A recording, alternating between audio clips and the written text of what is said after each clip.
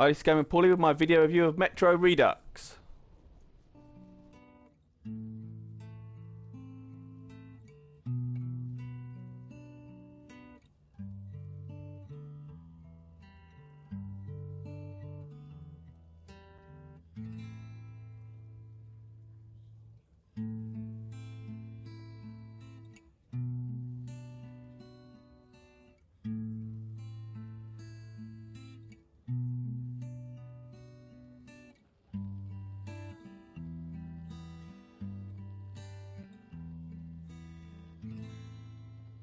Artyom, you're awake at last, I see.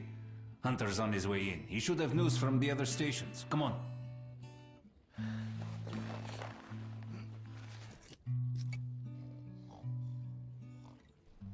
Metro Redux, developed by 4A Games and published by Deep Silver, is now available on PlayStation 4 and Xbox One for the first time. This is a two-part set of Metro 2033 and Metro Last Light. I will be reviewing both games together.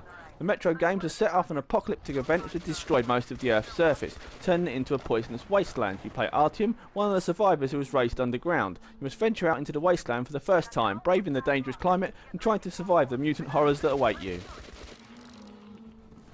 The games are best described as story-driven, survival horror stroke first-person shooters. Upon starting the game, you're given a choice of either survival or Spartan modes. Survival is the most difficult of the two, with fewer ammo pickups, limited supplies, slower reloads and tougher AI. This mode is best suited for the stealth approach. The Spartan mode has plentiful ammo and easier AI, and is best suited for the gamer who wants a more action-orientated, faster-paced shooter. Controls for both games have been greatly improved, and Metro 2033 now uses the Last Light's interface and engine. The main aim of the game is to travel across each level, which could be underground or on the Earth's dangerous surface, fighting not only the rival factions but many different types of mutated monsters. You're kept on your toes at all times, so you must plan your approach. Underground sections have lots of traps to alert your enemies or kill you. On the surface, the poisonous gas forces you to wear a gas mask, which can be broken or requires new filters. The game becomes very tense at times, especially when you start gasping for breath, scavenging desperately for that replacement mask or new filter. To aid you on your journey, you have a compass and a light source. If you're ever stuck, simply make the arrow point north and follow it to your destination. Gunplay in Metro is pretty good. Switching between your weapons is straightforward. You only have a limited loadout for each mission, but you can change it before you venture out. You can also swap weapons with ones you find on your travels. Weapons can also be upgraded with improvements like silencers and sights. You can also purchase new weapons from the vendors. If you prefer the stealth approach, you can perform silent takedowns on the human enemies. Removing light bulbs and shooting lights will also prevent the enemies from seeing you, but it doesn't stop them from hearing your footsteps, so be careful. The game's difficulty is very challenging. Even on the Spartan mode with its extra ammo, it's still pretty tough. The game also has checkpoints, so thankfully you don't have to restart the level. Unless you're playing on Ranger difficulty, of course, which is only for the hardcore gamers out there.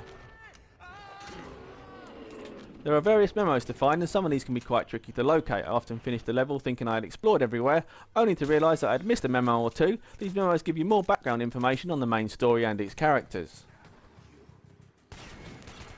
Time to talk about the graphics then. On both games they've been remastered and improved in many ways. Cutscenes have been redone in a first person view, the lighting is superb, all of the character models and animations are enhanced, weather effects are also very impressive, and in general the graphics have a sharper, more detailed look. Both games also run at 60 frames a second. Voice acting is very good and each character is well acted. Sound effects are standard shooter fare, and there's not much in the way of music other than the little touches like the plucking the guitar strings or playing a vinyl. Aside from the gameplay and visual improvements, all of the Last Light download content is also included. You can also purchase the games individually if you prefer, but the set is much better value for money. Each game has its own trophy or achievement set as well. Sum up Metro Redux then, a tense, exciting, action-packed first-person shooter, great value for money with two games for the price of one. For those of you who have played and completed both games, this may not be an essential purchase. For those of you who have never played either game and you're looking for a story-driven, first-person shooter with a good length of 10 to 12 hours on each game, this is well worth your time and money. Well, I hope you've enjoyed the video review. Please check out my YouTube channel for other reviews and guides, and feel free to leave any comments or suggestions you may have. Well, it's time for me to put on my gas mask again and venture out into the wasteland. I'll leave you with a little bit more footage of the game. Take care guys, bye for now.